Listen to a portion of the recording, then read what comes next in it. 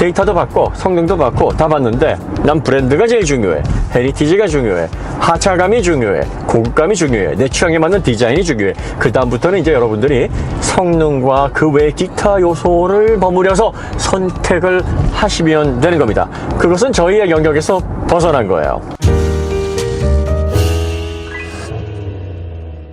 자, 중요한 것은 내연차를 기반으로 한 전기차 가운데서 옥석을 어떻게 가릴 수 있느냐. 여기서 핵심은 전용 전기차 플랫폼을 가지고 있는 기업이냐 그렇지 않느냐로 구분을 하셔야 됩니다. 혹은 플랫폼을 가지고 있더라도 그 플랫폼의 경쟁력이 얼마나 우수하냐를 보셔야 됩니다. 전기차는 두 가지 방식으로 지금 제작이 되고 있어요. 내연차를 기반으로 동력원을 파워트레인을 전기 모터로 바꿔서 전기차를 구성하는 게 있고, 플랫폼화된 전기차 플랫폼을 가지고 전혀 내연 자동차와 다른 형태의 설계를 적용해서 전기차를 만들어내는 두 가지 형식이 있습니다. 자, 첫 번째는 내연 자동차 업체들이 베리에이션을 늘리기가 가장 좋은 방법이고 또 비용이 크게 들어가지 않는 방법입니다. BMW의 클라 플랫폼이 대표적인 경우고요. MEB도 MQB를 적당하게 고쳐서 만든 거기 때문에 전기차에 완벽하게 특화된 플랫폼이라고 보긴 어렵습니다. 전기차에 완벽하게 특화된 플랫폼이라 그러면 스페이스, 전기 모터가 차지하는 범위를 최소한으로 줄이면서 스페이스를 확장하고 전기차 새로운 전기전자 소프트웨어에 맞는 통신 프로토콜이 구현이 되어 있으며 전기차의 동력원인 전기 모터의 효율과 BMS의 제어가 극대화된, 그래서 전기 모터 배터리만으로 효율 있는 그런 이동 수단으로서, 그리고 또 배터리, 고전압 배터리를 기반으로 거주 공간으로서의 가치를 높이는 그런 다각적인 설계가 적용된 걸 플랫폼화된 전기차라고 얘기를 합니다. 그럼 내연 자동차는 기존의 내연 자동차, 엔진이 차지하는 거대한 그 공간을 사용해야 되기 때문에 아무래도 공간 허비를 많이 할 수밖에 없고, 기존의 내연 자동차에 최적화된 통신 프로토콜을 이용하기 때문에 전기전자 기반의 소프트웨어에서 제어되는 전기차와의 효율적인 어떤 통신 프로토콜이라고 보기가 어렵습니다. 그리고 아무래도 경량화하기도 쉽잖아요. 내연 자동차에 낭비되는 공간서부터 설계가 부적합하게 이루어지는 이런 부분까지 다 안고 가야 되기 때문에 공간 활용성도 떨어지지만 이걸 경량화할 수 있는 설계로 덜어내는데도 한계가 있습니다. 자, 그런데 내연 자동차에서 전기 자동차를 만들어내면 다양하게 모델을 만들어낼 수 있다는 점, 그리고 빠른 시간 내에 개발해서 전기차를 선보여서 고객들에게 공급할 수 있다는 장점이 있습니다. 그렇기 때문에 소비자들은 지금 당장 전기차가 필요한데 완성화된 플랫폼 그거 언제 기다리냐, 테슬라는 이미 완성화됐다라고, 물론 더 발전을 해야 될 그런 여지들이 많습니다만 내연 자동차와 전혀 다른 설계를 가지고 설계를 해서 전기차를 만들어내는 전용 플랫폼화된 전기차인데 아직은 초기 시장이다 보니까 공간적인 스페이스, 그리고 또 고전압 배터리를 효율적으로 이용할 수 있는 그런 종합적인 고려, 이런 부분들이 좀 덜 이루어져 있기 때문에 여기에서 좀 더 한 단계, 두 단계 진화를 해야 됩니다. 그러려면 시간이 필요한데 이거 어떻게 기다려? 그러니까 결국 내연차 기반 가운데서 골라내야 되는데 뭘 포인트로 봐야 되느냐? 전기차에서, 자동차에서, 전기차뿐만이 아니라 가장 중요한 거는요, 파워트레인이에요. 파워트레인이 기초 체력입니다. 전기 모터의 성능과 효율, 배터리 BMS의 효율, 이런 것들이 기본이 돼야 됩니다. 그리고 나서 그 외의 부분들이 붙어서 종합적인 가치를 이루는 거죠. 그럼 파워트레인을 얼마나 경쟁력 있게 가져갔느냐, 이걸 비교를 해보셔야 됩니다. 저희가 테크니컬 데이터를 공개한 것도 바로 그런 이유입니다. 지금 이 GV70를 예약하고 있으니 지금 이 GV70에 들어가 있는 일렉트릭 5에 들어가 있는 전기 모터의 완성도를 한번 보겠습니다. 160kW의 최고 출력, 근데 사실 180kW라고 명시를 해도 상관은 없습니다. 부스트 모드에서 10초간 내는 출력이니까 이걸 최고 출력이라고 명시하기가 좀 부담스럽다 현대는 이렇게 생각한 것 같은데, 포르쉐 같은 경우에는 타이칸 터보 S가 원래 460이 기본 출력이고 런치 컨트롤에서 최고 560을 순간적으로 낼 수가 있거든요. 요거를 그냥 최고 출력으로 명시를 했어요. 전기 모터는 지속해서 내연차와 달리 쉬고 내고 하는 게 아니라 지속해서 연속해서 낼 수가 있기 때문에 이거를 뭐 전격 출력이라고 얘기를 해도 최고 출력이라고 얘기해도 문제는 없는데, 현대에서는 그냥 순간적으로 10초간 낼 수 있는 거니까 보너스로 생각하세요. 이렇게 좀 겸손하게 표현한 게 아닌가 싶습니다. 회전수는 19,000rpm인데 지금까지 출시된 전기 모터 중에서 가장 높은 회전수를 사용하고 있다는 게 상당히 주목할 만한 내용입니다. 그래서 저희가 최고 속도 235km, 그리고 타이어 외경 그래서 둘레를 구해서 10.65 대 1 감속비 계산을 해보니까 대략 17,900rpm을 사용을 해요. 그러니까 18,000rpm 정도를 사용하고 한 1,000rpm 정도를 사용하지 않는 걸로 보입니다.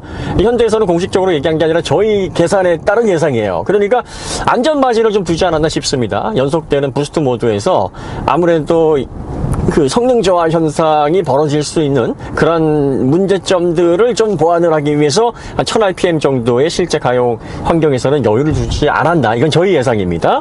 지금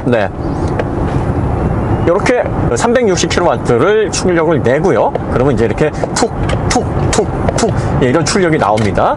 그리고 나서 끝났어요. 그럼 바로 누릅니다. 바로 누르면 또 10초가 진행이 됩니다. 자, 또 기다려서 끝나기를 기다린 다음에 부스트 모드가 끝났습니다. 그럼 또 눌러요. 그러면 또 작동을 합니다. 계속 작동해요. 상시 출력이라고 보셔도 되는 스펙입니다. 자, 현재 19,000rpm까지 사용할 수 있는 전기 모터를 사용하는 기업이 어디 있습니까? 현재까지 드러난 스펙으로는 지금 이 GV70, 그 다음에 GV60 퍼포먼스 이 두 모델이 RPM을 가장 높게 사용하고 있어요. 테슬라의 모델 S 플레이드 최고속과 감속비를 계산해서 RPM을 계산해보면 18,000rpm 정도고요. 리막의 네베라가 17,700rpm 정도입니다. 물론 모터의 RPM이 전부가 아니에요.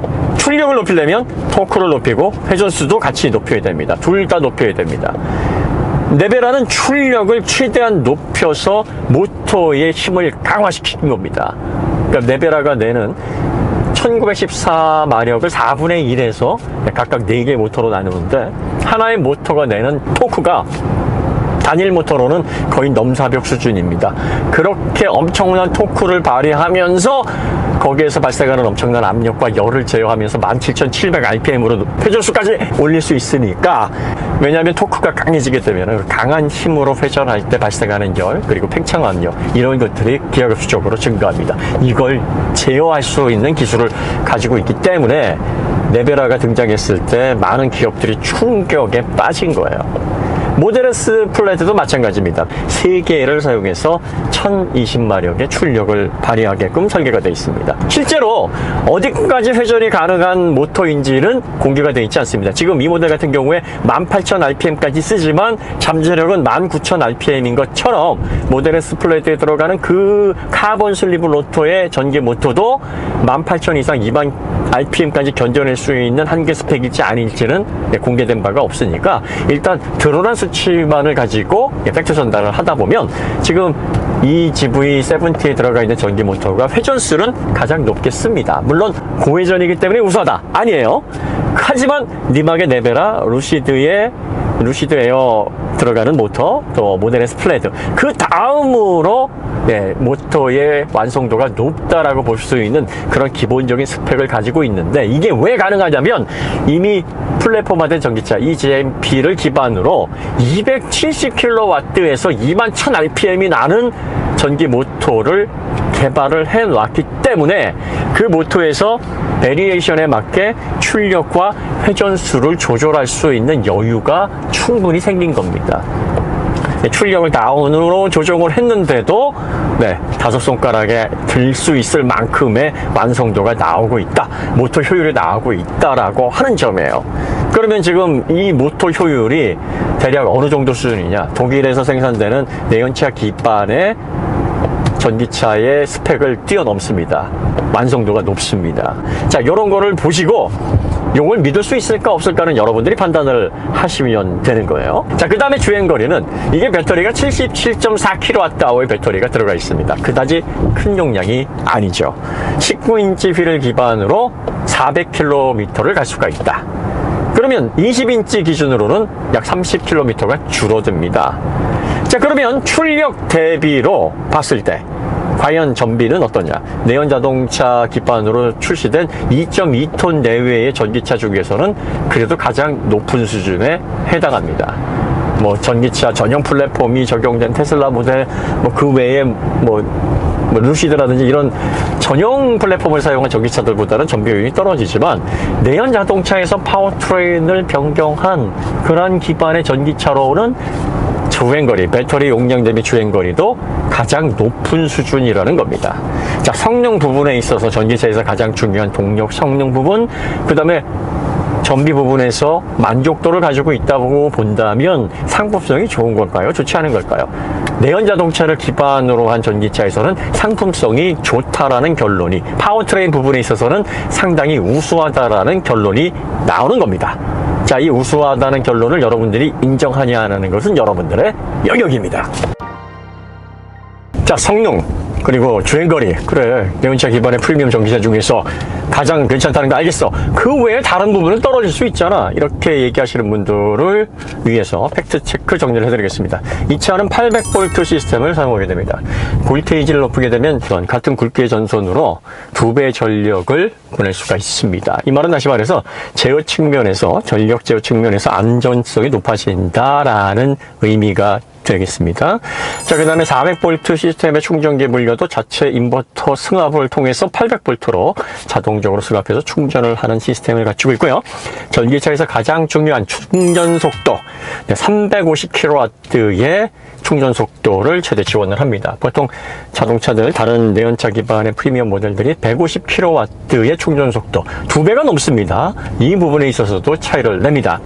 또 인버터에 들어가 있는, 다시 말해서 모터 드라이브의 PCB에 들어가 있는 파워 모듈, 전기차에서는 이 파워 모듈을 통해서 스위칭을 통해 주파수를 발생시켜서 모터 회전수를 제어하게 되는데, 이 파워 모듈의 역할이 굉장히 중요합니다. 이게 보통의 전기차, 내연차 기반의 전기차들은 규소, 실리콘을 기반으로 만들어진 시스템 파워 반도체로 사용이 되고 있는데, 지금 이 모델 같은 경우에 이 GV70에는 실리콘 카바이드, 탄화 규소 파워 반도체가 사용이 되어 있습니다. 지금 테슬라와 현대에서 폭넓게 사용을 하고 있다는 점에서 상당히 주목할 만한 스펙입니다. 또 인테그레이티드 쿨링 시스템을 통해서 감속기 오일로 전기 모터까지 냉각을 시킵니다. 그 다음에 모터 드라이브 그리고 모터 감속기를 일체형으로 하는 통합 유닛 형태를 사용합니다. 배터리도 하부 쪽으로만 냉각을 시킵니다. 하부 쪽으로만 냉각을 시킬 정도로 배터리 셀을 계산했고 안전성을 높였다. 모듈화된 배터리 팩을 통해서. 자, 그 다음에 ICCU가 들어가 있습니다. 인테그레이티드 차징 컨트롤 유닛. 이걸 통해서 V2L도 가능합니다. V2L이 별도의 인버터 없이 기본 제공되는 어댑터만으로 V2L 220V를 최대 SOC의 80%까지 사용이 가능합니다. 지금까지 나열한 정보들만 봐도 어떻습니까? 프리미엄 전기차, 내연차 기반의 전기차에서 다 못 가지고 있는 부분들을 가지고 있습니다. 이 가운데서 몇 가지만 가지고 있어도 상품성에서 큰 격차를 내는데, 지금 여러한 내용들이 제네시스 이 GV70에는 있고, 지금 시중에 나와 있는 내연차 기반의 프리미엄 전기차에는 적용되지 않은 부분들입니다. 단순히 성능 차이만 나는 게 아니라는 거예요. 이런 것들은 여러분들이 팩트로 확인할 수가 있는 겁니다. 그리고 이걸 비교를 해서 이쪽이 좀 더 상품성, 성능을 비롯해서 시스템의 전반적인 가격 대비 가치가 괜찮구나를 판단할 수 있는 기준이 되는 거예요. 기분 탓, 과거의 믿음, 브랜드 밸류에서 그렇게 할 것이다 라는 바람, 이런 것들 다 내려놓고 보시면 정확하게 상품성이 보입니다. 그러면서 가격은 iX3의 기본 가격보다 저렴합니다. 물론 옵션을 대충 맞춰보면 iX3, BMW iX3에 비해서 대략적으로 300~400만 원 정도 얘가 가격이 높습니다만, 여기에 담겨져 있는 성능과 가치를 생각해보면 동력 차이가 200마력이나 납니다. 제로백이 2.6초 정도 나니까 어나더 레벨의 자동차라고 보시면 되겠습니다. 성능만 그런 게 아니라 이 시스템을 구성하고 있는 기술적인 가치, 최신 기술의 그 가치 측면에서도 두 모델은 경쟁 모델이 아니다라는 게 데이터에 드러납니다. 물론 브랜드가 갖는 가치와 또 기존의 럭셔리 브랜드가 가졌던 그 믿음의 영역이 이런 것들을 다 초과하고도 남는다라고 생각하시는 분들, 성능이나 지표는 떨어지지만 그 차를 봤을 때 가슴이 뛴다라고 생각하시는 분들에게는 통하지 않는 데이터가 될 겁니다. 이렇게 해서 정리를 하시면 왜 이 차가 내연차 기반의 전기차인데 이 차에 대한 평가는 다른 내연차를 기반으로 한 프리미엄 전기차 대비 다른 컬러로 다른 분위기로 진행이 되는지를 여러분들이 논리적으로 이해하실 수 있으리라 믿습니다. 그럼 여기서 마치도록 하겠습니다. 더 좋은 콘텐츠로 찾아뵙도록 하겠습니다. 감사합니다. 내연차 기반의 전기차를 선택하실 때는 상당히 고민을 많이 하셔야 된다. 그리고 가급적이면은 2024년, 2025년, 저는 넉넉하게 2025년을 얘기합니다만 아마 2024년서부터 플랫폼화된 본격적인 전기차 시대를 알리는 완성화된 전기차들이 선보일 것으로 보입니다. 여기에서 플랫폼화된 전기차, 완성화된 전기차라는 것은 성능, 소프트웨어, 자율주행 레벨 3, 그리고 스페이스, 배터리를 에너지원으로 사용하면서 전기차를 다양한 용도, 기존의 이동수단의 가치에서 뛰어넘은 새로운 가치의 시작을 알리는 혁신적인 변화가 입혀진 모델이 등장하는 시점을 얘기합니다. 짧으면 2년, 길면 3년인데 그 기간 동안 어떻게 기다려? 난 당장 차 바꿔야 되고 전기차 지금 경험하고 싶단 말이야 라고 생각하시면 3천, 4천만 원 정도 수준에서 실용적인 전기차, 저렴한 전기차를 구입하시면 새로운 규격으로 전기차가 바뀌더라도 이 전기차의 감가상각이 크지 않아서 크게 손해볼 일은 없으시고, 또 이런 전기차만으로도 내연차 기반의 전기차에서 얻어지는 효율을 충분히 만끽하실 수가 있기 때문에 이걸 선택하시는 걸 추천드립니다. 하지만 이런 건 고급감이 없잖아, 난 이걸로 만족하기가 싫어, 이렇게 생각하시는 분이 계십니다. 그러면 할 수 없이 내연차를 기반으로 한 프리미엄 브랜드에서 선보이는 전기차 중에서 옥석을 가려내셔야 됩니다. 그러면 옥석을 가려낼 때 기준이 뭐냐? 첫 번째가 플랫폼화된 전기차 기술을 통해서 파워트레인의 완성도를 높이고 효율을 극대화시킨 브랜드인가 아닌가를 구분해내셔야 됩니다. 왜? 전기차가 전체 플랫폼이 들어가서 적용이 되는 경우도 있지만 그 플랫폼을 구성하는 각각의 기술들이 내연차 기반의 전기차에 들어가게 되면 그 내연차 기반의 전기차의 품질이 향상돼서 만족도가 올라갑니다. 자, 이러한 전기차를 선보여서 제공하는 브랜드인지 아닌지를 구분하셔서 당장 3년 못 기다려, 싼 전기차로 만족 못해, 프리미엄 전기차, 내연 기반이라고 하지만 그 프리미엄의 품질, 고급감을 나는 지금 느끼고 싶어 하시면 이 가운데서 기술적인 데이터 그리고 특이점들을 잘 구분을 하셔야 된다는 겁니다. 저희들이 전달하는 건 거기까지입니다.